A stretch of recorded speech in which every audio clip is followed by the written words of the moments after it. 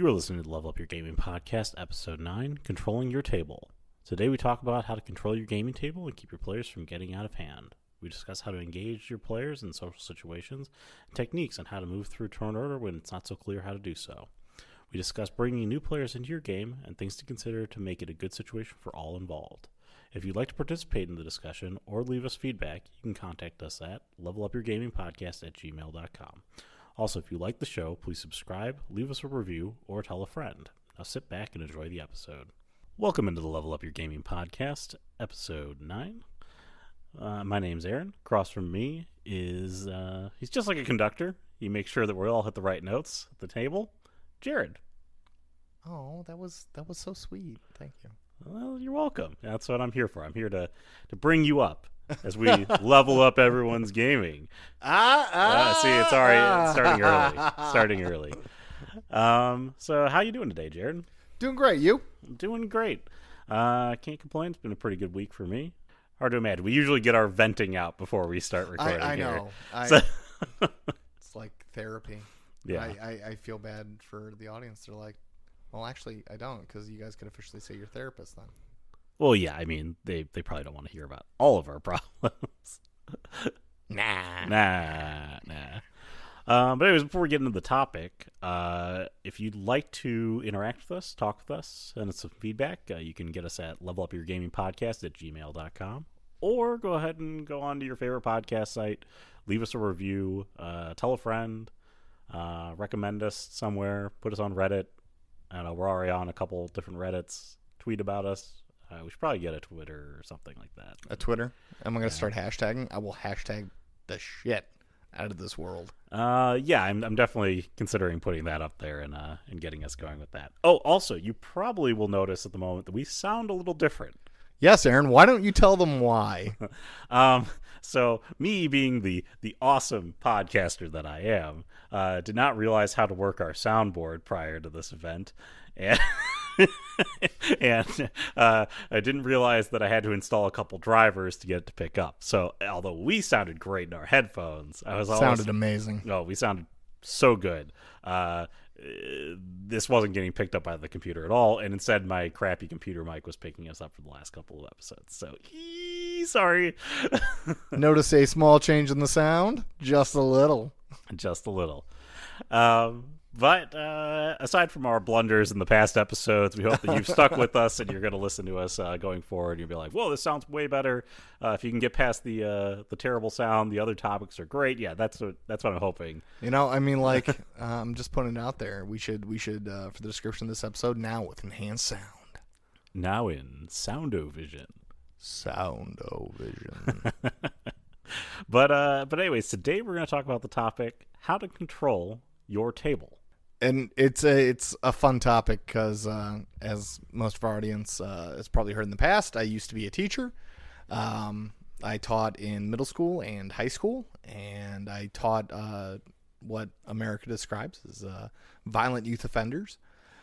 So classroom control or control of your table is something that I'm keenly aware of, and I probably do a lot of stuff that I don't even notice because I just did it with my students. But yeah, controlling your table, very important, especially with your gamers that are a little bit, I guess, I don't want to use they're a little bit more shy. Maybe they're not as engaging into that game as everyone else. You know, how do you get those players to step forward is a big thing. I think it's also important when it comes into new players at your table too. Yes. So if you've been with a group of people, obviously we've been gaming for 20 years. We know each other's tendencies, and somebody doesn't talk as much. We are able to easily engage them in it. But somebody who's brand new to a table might not, and you bring in somebody from work who's like, "Oh, you guys game? I want to game with you." Remember, like the 3 months started when my work started hiring like a bunch of people, and like everyone, like, because I'm very open about my gaming. I'm like, no, I'm a total role playing nerd. I love it. I do it every Saturday, and they're like, "Can I come?" And I'm like, sure. I guess we kind of have a small group, and we're kind of in the middle of a story. But it was like three people from work. We're all like, can I hang? And I mean, it's difficult to, especially when you have such a tight knit group. It's difficult to want to incorporate those new players because you don't know how they're going to fit into your group.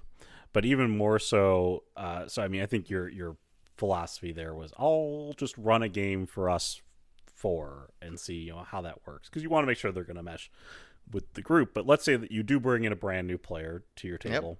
They've never met anybody here at the other end of the table. You don't know what their game style or anything is going to be like. You want to be able to make sure that you are able to control your table and explain how to bring a new player in, or make sure that they feel welcome into the table and as part of the game going forward. And I think that's like the most important thing that you need to do as a GM, is to make sure that everybody who sits around your table feels welcome.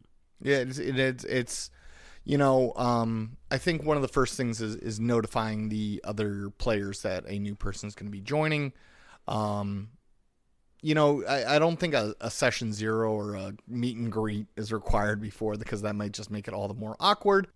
But encouraging the other players to get to know the person. Hey, this is Bobby. And encouraging Bobby to interact with the others as well. It's kind of like bringing someone who doesn't know all your friends to a party with all your friends, and they're meeting them for the first time. But the thing is that the topic is very focused. It's the game. It's what's going on currently. When it comes to the players, one of the best kind of things that you can reflect upon when thinking about controlling a game is controlling combat. Lots of people get very excitable during combat. They want to perform their action. They have a great idea. They don't want to lose their idea. So they interrupt, or they try to go before their turn. And it's the same thing that you need to do with just general actions of a dialogue, or generally how we've done it throughout the years is the old counterclockwise technique. We move from left to right and just around a circle. Yeah, just pick a player to start with, start working your way around the table. Exactly. And I've tried multiple techniques to make sure, especially when we had such a large group, my brother, his girlfriend. Well, yeah, I mean, even recent memory, we had 6 or 7 people at our peak. Yeah. But back in the day, we had 10. And, like, everybody wants to do something. And when you're all together as a group, man, it's chaos. It gets messy.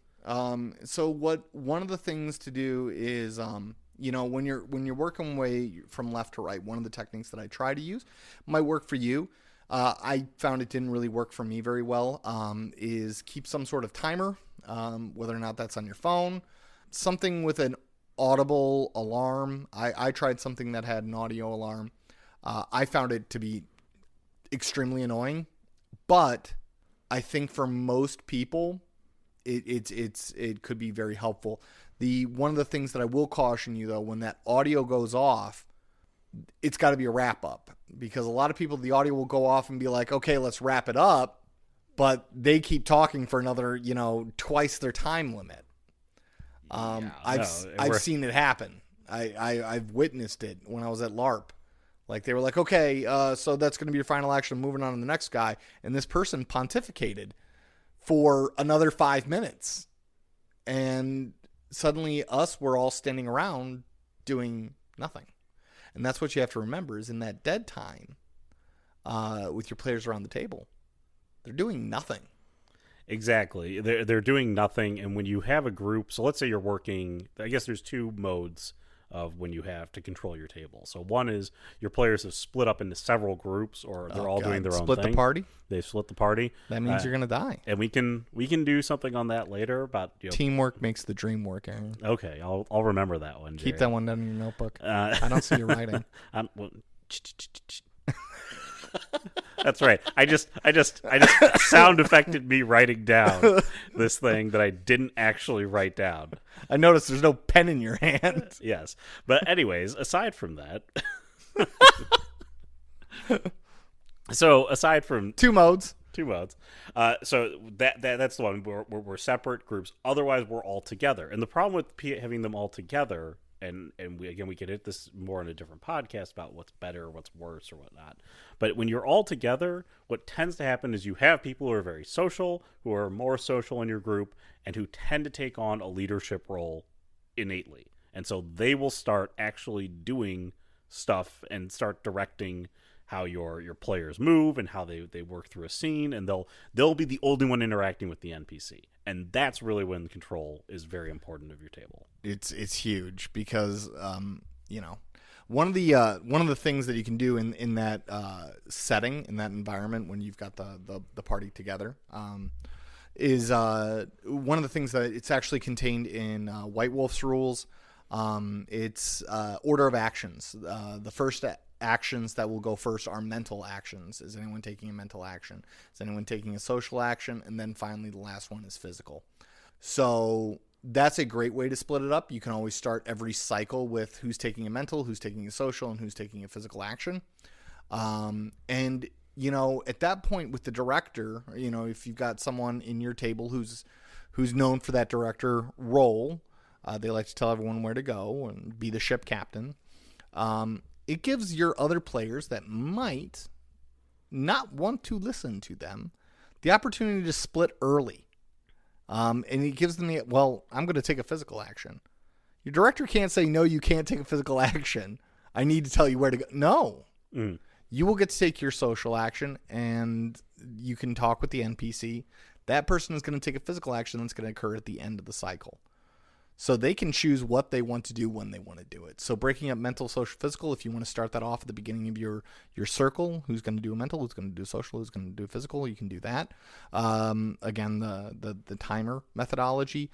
The other one is just, because I have to admit, this is a confessional moment to all of our listeners. Mm-hmm. I can be a tyrant when I'm a player. I'm such a bad player. I'm a horrible player. You tend to take on that leadership role within the group. I am.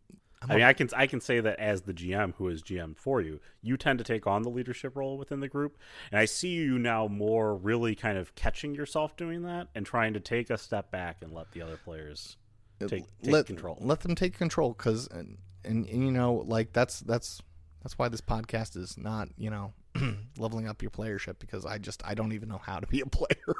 Well, yeah, leveling up your player is different, but leveling up your gaming. Which is our podcast. Check us out. Check us out. If you're listening to this, you've already checked us out, but please check us out some more. But no, if you're actually, this is why this podcast isn't just for GMs as well. This is something that I think a player could listen to at the moment. This one, absolutely. And really take a moment to say wait a minute, do I take on that role in these scenes? Because really what you need to do is eventually, as your players mature and you've gamed with them for a long time, your hope is that the players start to evolve their gaming and level up their gaming. Okay, you want to. It's a mutual thing. It is. Okay, your players, your GMing should help really improve your players to the point that you guys become a more cohesive unit. Now, I'm not saying that's going to completely get rid of. I love it when you talk tactical cohesive unit. Oh, yes. Tell me more about cohesive units. I'm not saying that this is going to change fundamentally who that person is, but what it will do is it'll allow them to think about when they're playing a little differently, and that's important because you want them to be able to help engage other players. I think that our current group, the 4-man weave, 3-man weave, however you want to call it, because we're free. What is this, basketball? Exactly. We're all over the place here. Okay? Tactical, cohesive unit. Well, it's been a while since we've done a good terrible baseball analogy. Exactly. Well, we don't have like a 37-man team. Sorry, I can't do it. But it got close at one point. But basically, what I'm trying to say is, I now catch myself when Brian, who's remote, how to bring him into a scene, because I'm sure it's much harder for him to hear and understand what's going on than it is for me and Ken to do that. So I have to always say what do you think? Do you have any questions for him? I'm trying to engage. I noticed that actually last session. One of the things that I do, and this is something I can encourage all storytellers to do, and this does have, direct correlation to controlling your table, is look at your online players. Actually look at the camera and address them. Because it's so easy to be like, well, the ones in the room, just quick around. But make sure those players that are remote, know that they're, it's going to sound a little weird, know that they're loved. Like you are an integral member of this group. Yeah, know that they're part of what you're doing. And Exactly. that's also that eye contact is exactly one of the techniques you can use to control your table. If you're having a conversation with someone and now it's me and you talking about the quest that we're going to go on. Okay, I'm the GM, you're the player. And I'm talking to you, and then I've got all these other adventurers sitting next to me. I can go blah blah blah blah, and I'm like, like that, and I can just immediately engage someone else. I can just brush off this player who's been and there's so for example, it's exactly, you can be like, look at that other player, make that eye contact, but I want to hear what you think. One of the other things that you can do to address, so if you have a player that has a problem interrupting or has a problem continuing to go on after their time has been their allotted time has passed, one of the things that I learned as a teacher, how to break off conversation, is compliment them 3 times and then move on.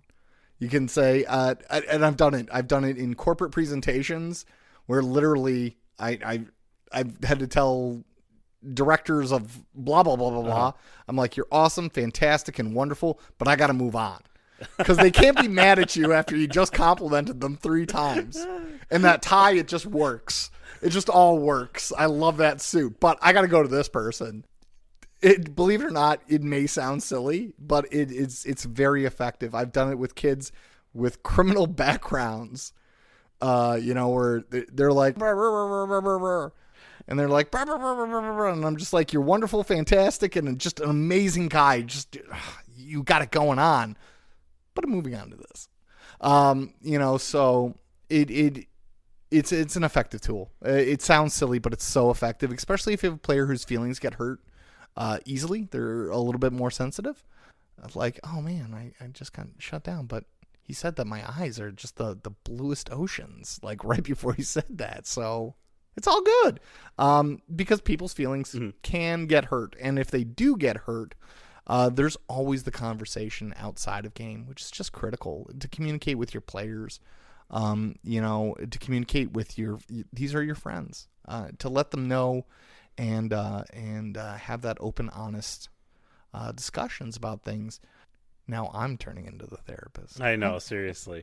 Open, honest communication. It's the path to a good marriage. But yeah, I mean, this is really important. I mean, when you're trying to keep players engaged as you go on. So Jared's trying to give you some examples of how to break away from people. But you also have to remember that your control is, again, listen to KYP, because this is all about knowing your players that sit at the table. You should have some idea of what everyone is kind of like. Are they a new player? Are they experienced? Have they gamed with you before? Have they not gamed with you? Have they gamed in other groups? Are they trying to learn how your group games? You want to really know what that player is and how he or she comes to the table, because what you need to do is, in addition, you might have a quiet player, a person who just is naturally very quiet.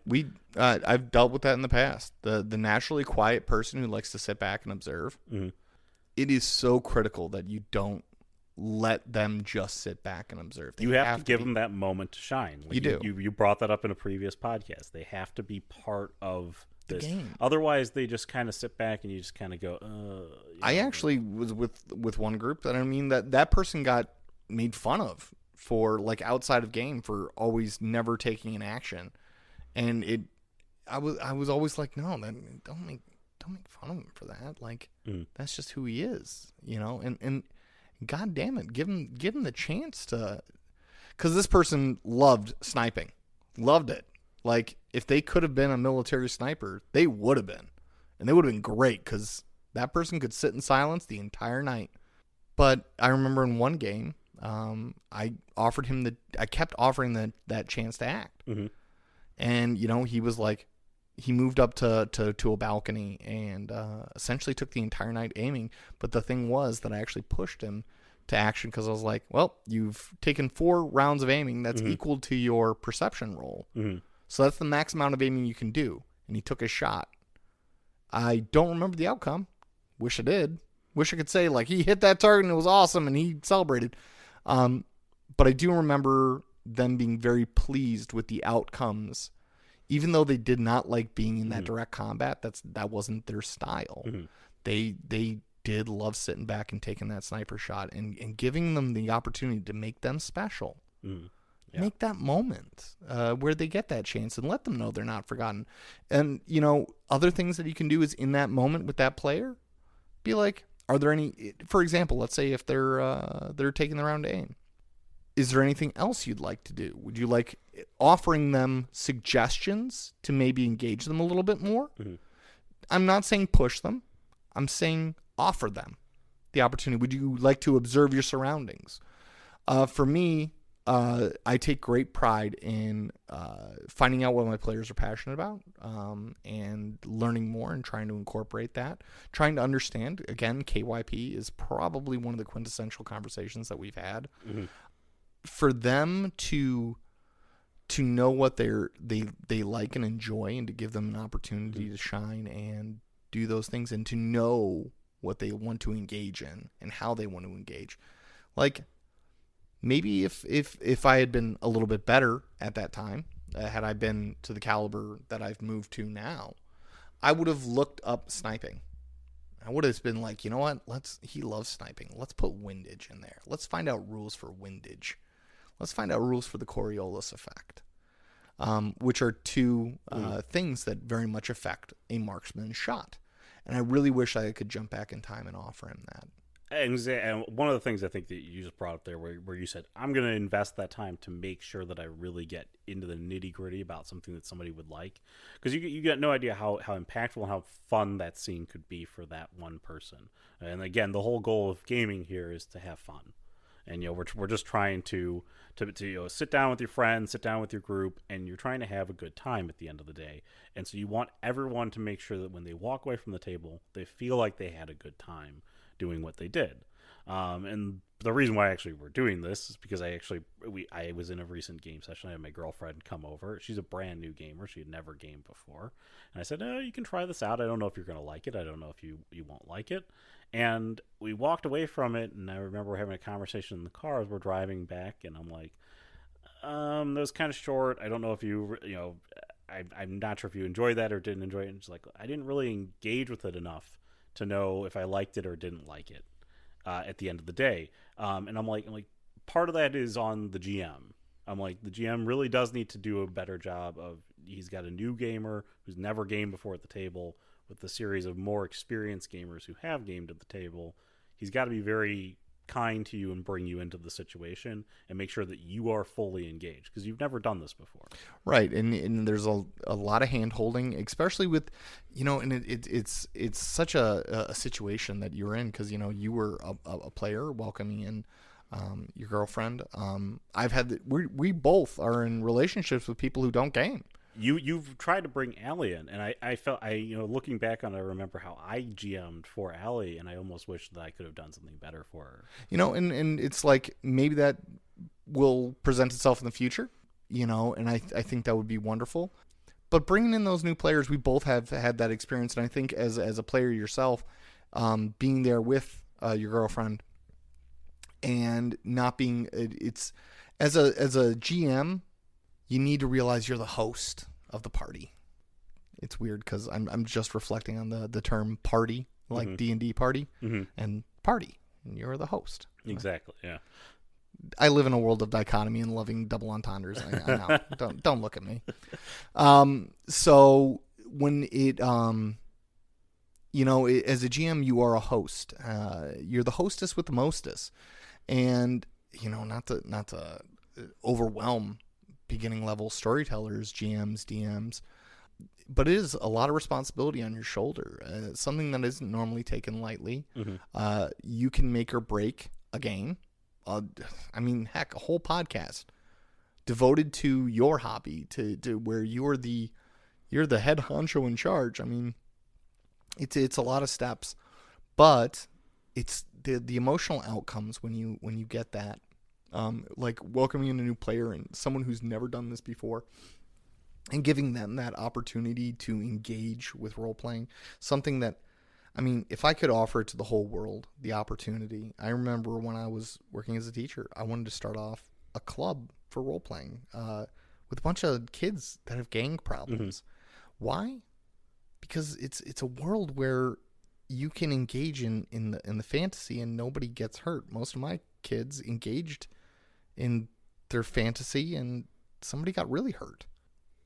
But controlling that moment and that opportunity is really something that can make or break a person who's coming in. So storytellers, I call out to you if you know that somebody's dating somebody that they might want to bring in, or they've made overtures, have that conversation with that player and be like, okay, when are they coming?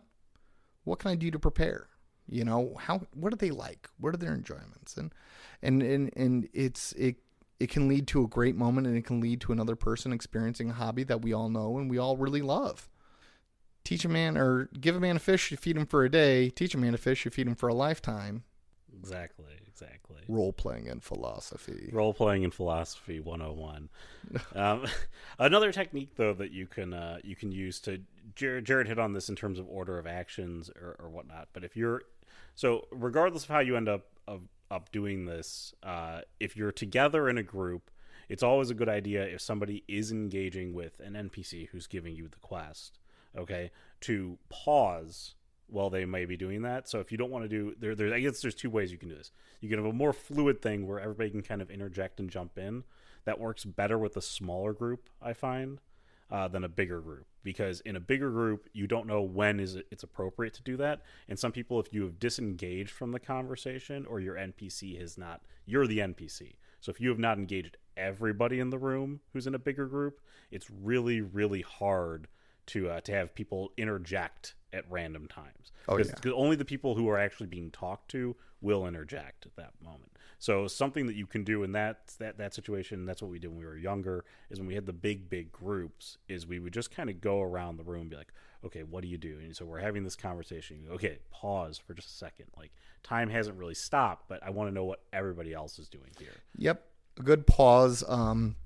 Another thing that you can always do, because I realize that sometimes it gets difficult, especially in a social situation where it's like you have one player that's trying to make a point and making it, I don't know, poorly, or just is not convincing an NPC, and another player wants to interrupt that player. That is a moment. It's an opportunity to experiment with ways. Classic, right? If you want to make a social action to interrupt another character's social action, literally to interrupt them, please raise a hand. And these are ground rules that you can set up with your whole team. Like, guys, if just ground rule for the night. Raise a hand if I'm working with one player, especially in big groups. That visual indicator, because if you have everyone in a big group talking at once, holy crap. They're all trying to talk to the NPC. You've lost 3 or 4 members of the party. They ran off to, I don't know, go get an ale, and you've lost control of your table at that point. Circle, going around the circle, fantastic to keep that order. And if somebody wants to interrupt another person's actions, they need to raise a hand. They need to pop a hand up, because you can't just have someone interrupt another person's time with their action unless they're gonna make it a contested challenge. I am going to engage this NPC and try to stop. Exactly. And when you're trying to maintain that control, it's perfectly acceptable to be like, when somebody says, well, I'm going to do this. And you go, it's not your turn yet. Not your turn. It's not your turn yet. And it's very appropriate, very easy to do that. And I don't feel like it actually breaks from the immersion within the session at all. And again, you're going to find that things are different in different situations. So social is probably one of the hardest ones, because obviously it's hard to express turn order within a social context. But if you're in more of a mental kind of, I'm searching, I'm looking for clues, I'm doing research, that's very easy to do across a table, because that almost works like combat. You can just be like, okay, it's your turn, what do you do? It's your turn, what do you do? It's your turn, what do you do? Social is the messiest. Social is the messy one, and that's really the part that you really need to have control of the table, like Jared just said. If you just let everybody engage all at once, Okay, you got people running around. You got people acting like monkeys in the corner, and they're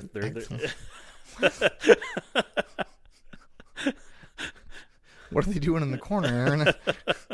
And it's true, but it's true. You're right. I mean, and at that point, you've lost control of the situation, and it's just key to make sure that your social interactions and your social opportunities are just as well defined as your mental and your physical. It's just fortunate that physical and mental have such clear-cut rules in books, and you can even see it, for example. And everyone knows that I love White Wolf. There's like 9 billion rules to combat, and it's like 15 pages long, their rules, but like social has like half a page, and that's it. Like, because in role playing, it's supposed to be you talking, but at the same regards, like last week we just saw some pretty awesome with social roles. Social can be so cool. Yeah, again, never let your players feel afraid to roll to assist you. Okay? Oh yeah. That's one of the big rules that I think it took us a long time to do this, because what ended up happening was you did a bunch of solo games with Nick for like 2 years. Oh yeah. Okay, and so it's really easy. Obviously, it's solo because it's one-on-one. It's very easy. The game is catered to that player specifically. Mm-hmm. And Nick likes to talk. He's a talker. He's a very eloquent talker. He's very smart. He's very witty. It's the Italian in him. Yeah. And he just could roll off the tongue and make you feel engaged in that same way. Like he would rather role play out the scene, in terms of he's playing the role and he's going to talk with you and try to convince you one way or another. Even though his character is like one charisma. As opposed to he's going to role play the scene with you and we're going to talk, but you're going to make him roll along the way to make sure that his talents match up to his tongue, essentially. So,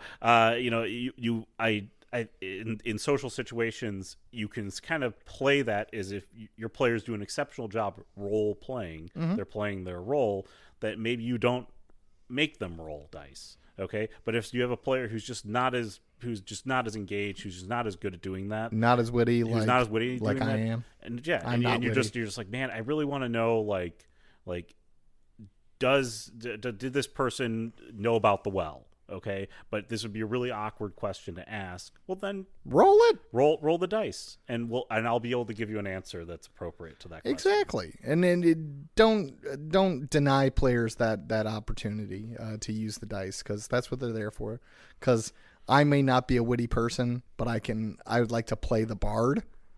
Let me play the bard, even though I don't have a tongue for song. And those storytellers that are like, you're playing the bard, you need to make up songs out of game. Oh, do not do that. But we'll save that for shoulds and should nots. That podcast, whenever we get to that one, But yeah, I'm gonna get off that topic because I could rave about the outrage out.